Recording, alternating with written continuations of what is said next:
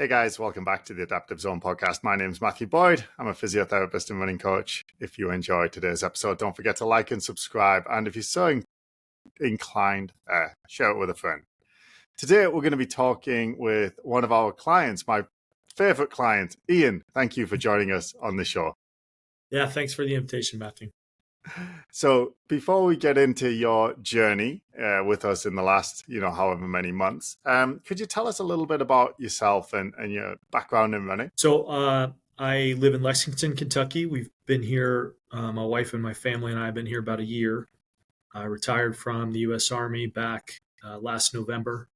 And since then, I've been working as a leadership consultant with a company called Horizon Performance here in Lexington. In terms of my history of my journey of running, as they say, I played sports my whole life.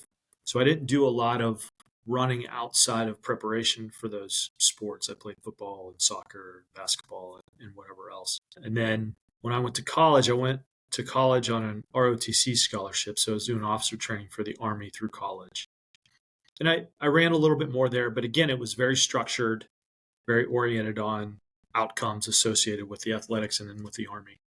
I didn't really develop my own personal love of running until a few years into the Army when I was encouraged to and took on an application for the Marine Corps Marathon in DC. So that was my first marathon, and I trained for it for not nearly long enough. And I made every rookie mistake you can make in a marathon. But immediately after I was finished, I knew I could do better. And that became just kind of a passion of mine. And since then, I think I've run 6 or 7 marathons. So that became almost a complementary fitness path along with what I was doing within the Army. What was it about running that you enjoyed so much that kind of got you into it? I really enjoyed the structured nature of it. I think that goes back to my experience coming up on sports teams where everything was kind of done for me, really. And when I left that environment and I joined the Army, I missed that. I mean, it's ironic because running is an individual sport, but I miss being part of a team and I miss the structure and having goals that I could put work into and I could see fulfillment in, over time. So when I ran that first marathon, I got a little bit of a taste of that and I really enjoyed it. And what I appreciated about the running lifestyle was that it wasn't just about running. I found myself eating better. I was getting better sleep. I was focused on hydration. I was doing all the things that help you become a better runner. And I realized that it just made many assets of my life more healthy because I had those goals. And I knew in order to achieve those goals, I had to not just do the running, I had to do all the other stuff too. Yeah, I like that. I call it the linchpin. I don't know if you've heard of a linchpin. It's like a bit that holds the wheel on a cart horse. And I call running the linchpin for a lot of us because it has all these positive impacts that spill over into other aspects of our life. Right. And marathon running is such an investment. You can't just go out like I tried to do in 2 months and be a successful marathon runner. You have to put in 4-6 months and having that goal on the horizon. And then, maybe you associate a time with that goal. Maybe you're not just looking to finish, you're looking to achieve some goal. And that's where I eventually fell into is when I'd run my 3rd or 4th marathon. I'd never dreamed of qualifying for the Boston Marathon until I ran like a 3:27 at a marathon back in 2009, 2008, somewhere in that time frame. And I allowed that Boston goal to enter into my mind. So with that in mind, that drove my training even further. And then I did BQ in 2010 and then eventually ran. So all of there was feedback also. It wasn't just you put in the work, but you see yourself get faster, maybe you lose weight. And then the BQ was just kind of the cherry on top that, a lot of us aspire to that not a lot of people get to do. So I was really fortunate to be able to do that. So you're really getting into it around like 2010 kind of thing. And then sort of what happened through the next like decade with you and running? Well, I was deploying a lot with the Army. So I was spending extended periods of time away from an environment where I could consistently train. So I kind of set aside the marathon. So I ran Boston in 2015, and that was my last marathon. So that's just been over 9 years ago. So I wasn't able to weave in the lifestyles required in the same way because I was deploying a lot. We have a lot of kids, so family commitments, started to absorb some of the time, all that. So it just didn't make much sense. So from a fitness perspective, I was still running, but not the distances that I was because I didn't have the time. But I started doing more functional fitness, a little bit of CrossFit, a little bit just more functional. And I really totally bought into the whole CrossFit thing outside from kind of poaching some of the exercises. But I went to more strength training focus than I did cardio focus. And I was staying still pretty fit, but I didn't realize how far away from distance training I'd gone until last year. Once we moved here, I recognized that my life was going to be a little bit more stable and I was more predictable. I knew where I was going to be 6 months, a year ahead of time, so I could put in some training cycles. So I decided to get back into distance a little bit. And I ran a half marathon in Louisville back in April, and it was a complete disaster. And by disaster, I mean, it's all relative, right? But the disaster was I exaggerated or I overestimated my pace that I could keep for a half marathon. And my wife and I have talked about this recently, but around the 4th mile into that half marathon, I was texting her from the course saying, this is not going well. I was already starting to feel it. And, if you're texting at mile 4, it's not going well. And that's where I was. So I don't know. I think I forgot some things that I learned when I was running marathons about what contributed to successful long distance running. And I'd gone away from that quite a bit. What was it that you'd learned that you'd got away from? I think one of them was the importance of strength training. So I wasn't doing much strength training, maybe once a week, and I really, at some point in the cycle, I just went away from it completely, probably way too early. The second element was I never really got my heart rate zones locked in. I was relying on heart rate zones that I'd had years ago and felt like they were probably still valid. And I didn't account for that. I think also because it had been 9 years or, almost 9 years at that point since I'd done a long distance race, that I didn't account for age, honestly. And I think I was probably 10 or 15 pounds lighter when I ran Boston, or not the last long distance run I did. I guess it was Boston. So when I ran Boston, I was much lighter. So I didn't take into those variables into account. And I just kind of estimated what I thought I could sustain over the course of a half marathon rather than, and I should have seen the writing on the wall because my original intent was to run a full. And at some point in the training cycle, I decided my body wasn't ready to run a full marathon. So I took a step back, really just focused, changed the registration to a half, but still was doing the same things that put me in a position where I wasn't going to be ready for a full marathon, and thought that was just going to fix it. I was just going to cut the distance. And really I was focusing on the wrong things. I was missing the preparation aspect to it, not the distance. And I'd imagine going from, being a very dedicated, disciplined and relatively competent runner, doing well, qualifying for Boston, hitting good times, to then, having this experience going back to running and having this kind of reality check of where you were, not just not smashing a marathon, but struggling to hold a relatively slow time for you on a half marathon. What was that like for you? It really was an exercise in humility. And I think that's what got me in trouble in the first place. So I didn't mention this as part of the preparation for that half marathon. I wasn't willing to accept that I was running I had my zones relatively accurate. They weren't locked in, but they were relatively accurate. But I wasn't willing to accept the fact that my zone 2 pace was my zone 2 pace. And that meant that my race pace was going to be my race pace. It just felt like I shouldn't have dropped off that far. So I avoided accepting that reality in favor of what I thought I could do, which was not based in evidence at all. It was just based on my own ego. So I think that experience in Louisville was necessary to kind of say, okay, this is your reality. This is where you are. That doesn't mean you can't achieve what you want to achieve, but you have to be willing to accept where you are right now. Just kind of wipe the slate clean and start over with. I don't think, myself included, I don't think there's anyone who's listening to this who can't relate to that. As the years pass and things ebb and flow with your training, having those moments of humility where you have to come back to where you're actually at and then build from there. It's difficult. It can be very difficult at times. So around that time must be around when you first came across me or reached out to Mhm. me. So can you talk us through like what happened there and yeah, how did that come about? I've worked with coaches and teams in the past, and that was very useful for me in getting to that Boston qualifying time and then training for Boston eventually.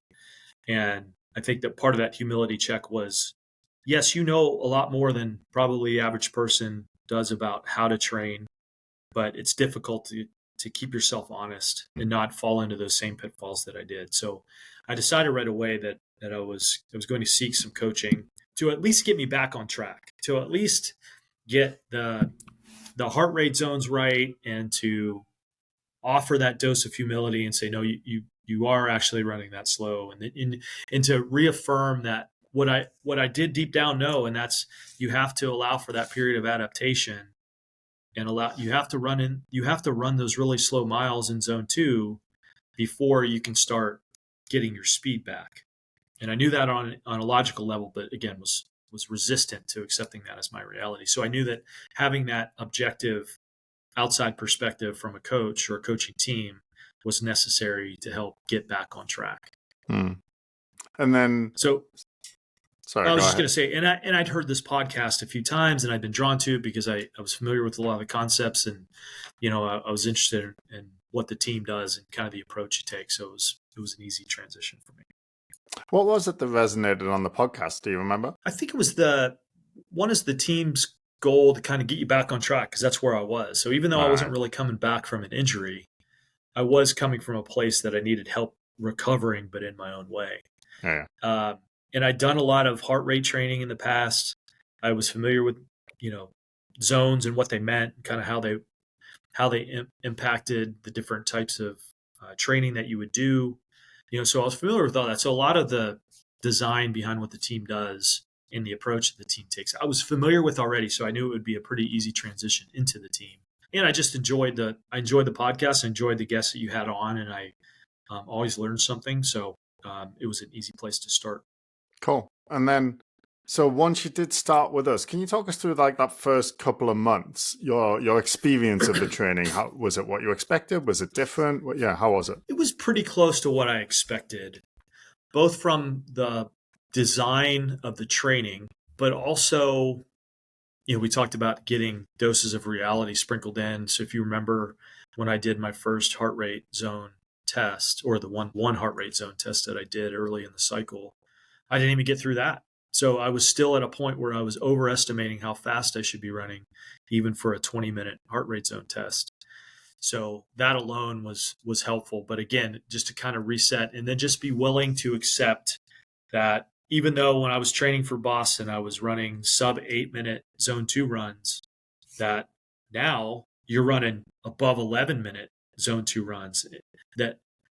But to help understand that that's part of the process, that's where you have to start in order to get where you want to go, and just to, again, put my ego aside and be able to focus on the training. So having the structure in place to not think about it. Say, just do what the workout tells you to do in the way that the workout is telling you to do it, and you will get to where you need to go, and trusting in that, and being able just to follow the process and then get the periodic feedback from the coaches about where I am, and all of that. So to kind of put a point on it, it was very much what I expected, and it was exactly the structure I was looking for. Yeah, and I remember early on noticing like you were doing exactly what we asked. There was very little of like adjusting and reinforcing or reminding or anything like that. It was like, okay, Ian, we asked him to do this, he did this. Okay, what's next? Yeah. Right. And so then we're helping you get ready for the next race, which was, so if you could share with the listeners like what race you were training for and that kind of stuff. So I was training for the Columbus Half Marathon, which was 3 weeks ago at this point, in Columbus, Ohio, with the thought that, okay, tubed a half marathon in the spring. I want to get like a redemption half under my belt before we think about doing anything else, but with an eye towards maybe potentially getting back to doing full races after getting a good half in. So the goals that we discussed were to have a solid race plan, have it grounded in reality. Race pace should be based off of the training, not based off what you think you should be able to do or what you aspire to do, but, grounded in reality. And so that was the approach we took the whole time. We started, I think, training in June for the October race. So taking about 4 months, which is a pretty long half training or half marathon training cycle based on what I'm used to, which was good. It was closer to a full training or a full marathon training cycle. But I think that was necessary again to have that adaptation. So then, July, August is really, I started to see things happening, started to see the heart rate come down a little bit. And for anybody not familiar with Lexington, Kentucky, it's not flat. So everywhere I was running on hills, which was another kind of dose of humility where, when I first started my training runs, I was having to walk up all those hills because anytime I started to an incline, I was getting outside of zone 2. So try to stay disciplined in that. And eventually I started to see, okay, I'm not having to walk those hills anymore. Still slow, but not having to walk those hills anymore. And then I can't remember, I think it was probably late August, early September, we started talking about dialing in the goals for the race. Maybe it was into September. But by this point, we were doing tempo intervals every week and doing a long run with a surge at the end and just taking those paces and kind of applying them. And I could feel the pace coming on. So now I'm starting to get interested in kind of what the time was. Because I ran a 2:06 at Louisville, which was by far my worst half marathon by probably 15 minutes, at least 10 minutes. So I knew we were going to be fine to beat that pace. But now it was a matter of deciding like how ambitious we wanted to be. And I think it was 4 weeks before the race, I had a really bad long run for a lot of different reasons. I've been traveling a lot. There was just a lot of things going on. So we decided to wait until about 3 weeks out, did another good week of intervals and another good long run with a surge at the end. And now I was getting excited again. So those last couple of weeks were pretty exciting because I was starting to every time I ran, I was starting to dial down what I thought I could do for the race. Do you want me to talk through the race also? Yeah. Okay. So anyway, get into the taper, 2-week taper, and then the morning of the race, I think we landed on an 8:22 or 8:23 target race pace, which I was comfortable with. I thought if I could hold that, I was having the pre-race, like one side of my brain was saying, that's too fast, you're going to bonk again. The other side of my brain was like, no, this is going to be easy. So again, just try to focus on the effort, focus on the structure of it. And that included the race itself. So got into the first couple miles and realized that my target race pace was going to be easy to hold. And now I'm starting to think about what I could do rather than, not bonking, which was exciting. Got 3 or 4 miles into the race. So then I just kind of followed my body. And as I told you right after, it was a matter of pushing when I felt I could push and then reeling it back in when I felt my body starting to press a little bit. And I did that for the entire race and ended up coming in well under what we expected, at a 148, some change. So I ended up at like an 8:11, 8:14, somewhere in that neighborhood. Nice. Average pace for the race. So obviously we were well prepared and all that training paid off. And interesting what doing good training and having a goal based in reality will do for you on race day.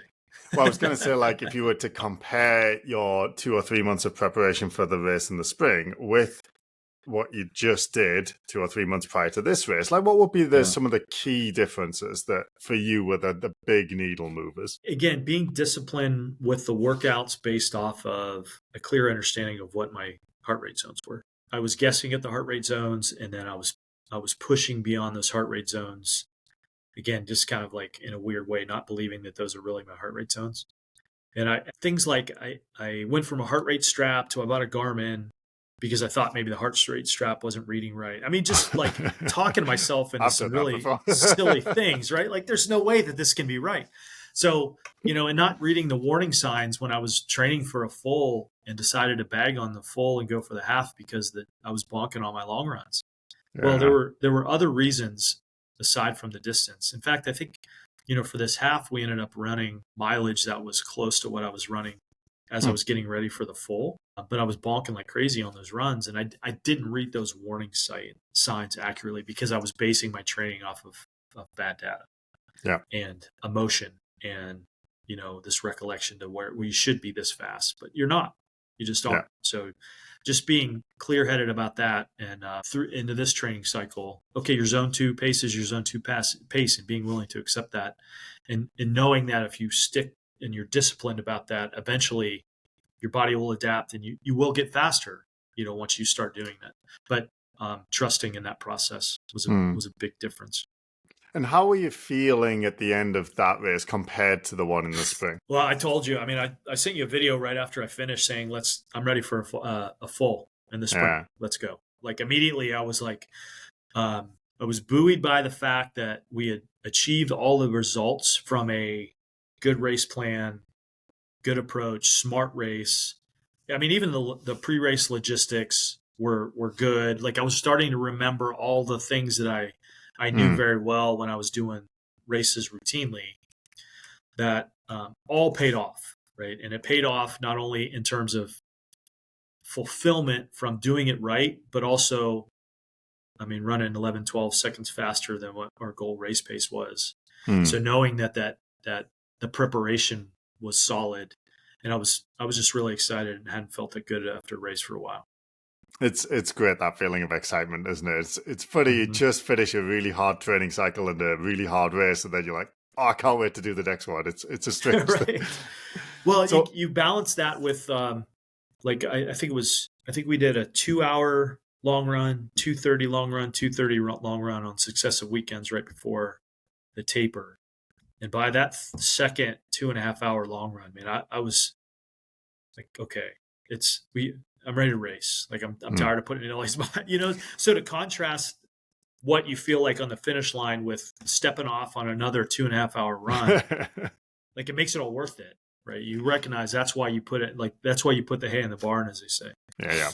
And so now what are your goals for next year? Well, I haven't told you this yet, but I did mention I do want to run a spring race. I want to run a 3:30 full with thoughts of if that goes well, BQing again.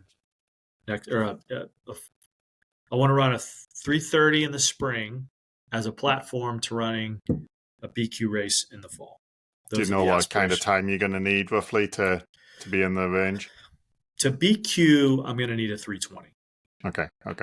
To be realistic about actually getting into Boston, I probably need to run closer to a 3:15. I don't know if that's in the cards, but I think based off of coming off a good training cycle, being fit now to start a training cycle into the spring, I think that 3:30 is achievable. I just don't know if the age and all of the variables will line up to run a BQ in the fall, but I think I'm close enough that it's worth taking a shot. How does it feel to be talking about that kind of thing again? When you compare it with how I felt finishing that race in Louisville on April, when my immediate thought was, you're done distance running. Like this is not enjoyable. Why would I pay all this money just to get beat down? And maybe you just don't have it in you anymore. I mean, those thoughts start into your head. Like maybe you're just not cut out for this anymore. So to do a complete 180 on that and be even thinking about running a Boston qualifying full marathon, it's exciting. And it really gives that purpose to the training. And I mean, I'm retired. Yeah, I retired from the Army last year. I don't need to do this, but I know the health, again, back to the health benefits overall of distance running and having a goal and having something to motivate you in the morning. I mean, that's what I'm looking for. So, all that's back and I'm really excited about it. And we were saying at the start, it's a bit like a linchpin, like it has all these positive spillover effects on other aspects of your life. Have you started noticing that yet? Yeah, I dropped a little weight during this cycle. Would love to drop a little bit more, and I think that's complementary to running a faster race. So we'll focus on that also. And I'm sleeping great, and all the thing. Yeah. So yes, as a bottom line to your question, yes. I mean, all that stuff is coming back and paying closer attention to my diet because now it has impacts on a goal that I have. So there's leverage, that discipline. Whereas the counter to being retired is like, enjoy it. Yeah, you deserve this.